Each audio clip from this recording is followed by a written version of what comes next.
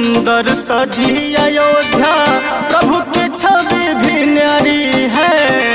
अनुज भ्राता लक्ष्मण संग में और सियास कुमारी है, और सियास कुमारी है। स्वर्ग से सुंदर सजी अयोध्या, प्रभु की छवि भी न्यारी है।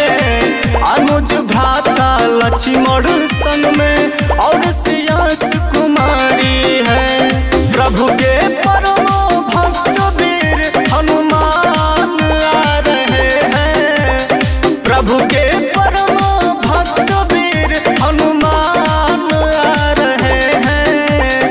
राम आ रहे हैं, मेरे राम आ रहे हैं। राम आ रहे हैं, मेरे राम आ रहे हैं।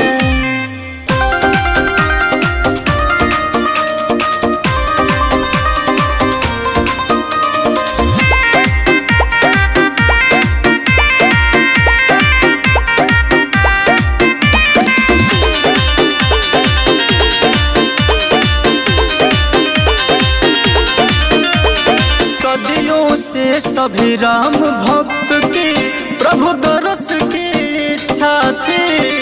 कब आएंगे श्री रघुनंदन, इस दिन की ही प्रतीक्षा थी, इस दिन की ही प्रतीक्षा थी। सदियों से सभी राम भक्त की प्रभु दरस की इच्छा थी। कब आएंगे श्री रघुनंदन, इस